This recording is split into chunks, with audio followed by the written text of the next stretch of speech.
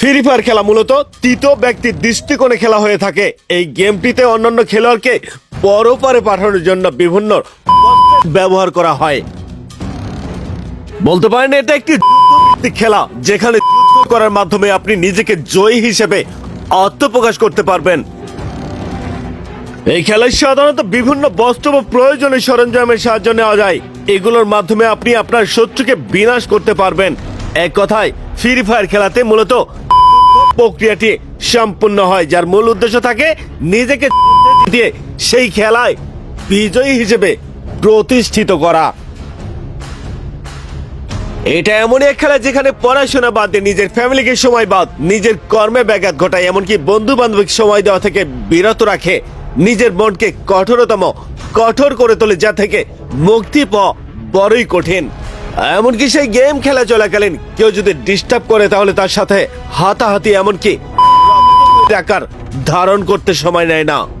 আর এই গেম বেশিরভাগ নেগেটিভ ইফেক্টের কারণে আজকের শিশু আগামী দিনে কিশোর গ্যাংয়ে পরিণত হতে সময় নেয় না।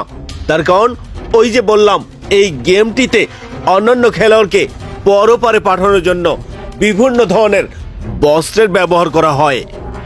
এক কথায় অতীতের সোনালী দিনগুলো আর ফিরে নাও আসতে পারে। বন্ধুরা, সেদিন কি এমন ঘটেছিল সেটাই বোঝানোর চেষ্টা করছি। তার আগে সবার কাছে অনুরোধ রইল, এই ঘটনার সঠিক রহস্য উদ্ঘাটন করতে ফুটেজটি না টেনে দেখতে থাকুন।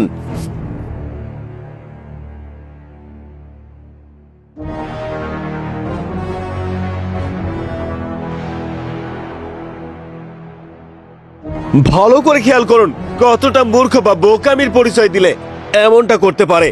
মোবাইল ফোনে চার্জ না থাকায় সরাসরি মোবাইল চার্জার লাগিয়ে বিরতিহীন ভাবে গেম খেলা কতটা অনিরাপদ বা ঝুঁকিপূর্ণ, যা কিনা কল্পনাও করা কঠিন। আজ পর্যন্ত যার সাথে ঘটেছে সেই বলতে পারবে। বন্ধুরা, মনে আছে কি আপনাদের সেই 2021 সালের কোনো এক ব্যক্তি মোবাইল ফোনে চার্জ না থাকায় সরাসরি চার্জার লাগিয়ে এমনকি সেই হেডফোন কানে জুড়ে দিয়ে গান শুনতে থাকে। এক পর্যায়ে মোবাইল ফোন শর্ট সার্কিট হয়ে ব্লাস্ট হয়ে যায়। এখানে অনেকেই প্রশ্ন করতে পারবেন, তিনি কি বেঁচে আছেন? নিশ্চয়ই নয়, তিনি নগদে পরপারে চলে গেছেন। যাই হোক, আমরা ভুল থেকে শিক্ষা গ্রহণ করতে পারি। এই খেলা এমনই এক খেলা যা কিনা একটুখানি অন্যমনস্ক হলেই অপর খেলোয়াড় আপনাকে বৃন্দাবন পাঠাতে দ্বিধাবোধ করবে না। তাই এই গেম খেলা চলাকালীন প্রতিটা খেলোয়াড় মোবাইলের স্ক্রিনের ভেতরে অপলকভাবে বোধ হয়ে থাকে। তাই গেম খেলা চলাকালীন কিংবা গেমের বাইরে যদি কারো ক্ষতি বা সুনামি হয়ে যায়, তারপরও সেই ব্যক্তি গেম খেলতে ব্যস্ত থাকবে।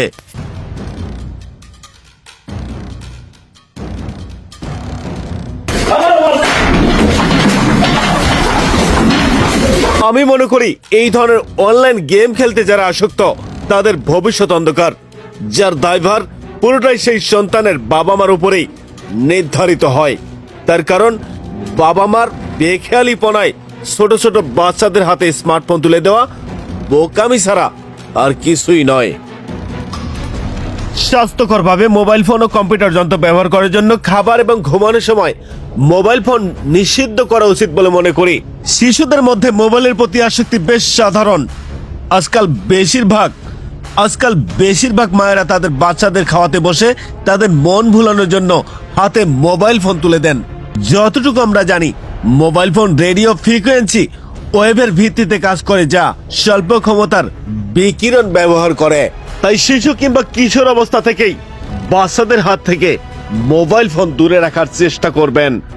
এতে করে আপনার সন্তানের ভবিষ্যৎ আলোকিত, উজ্জ্বল, সম্ভাবনাময়।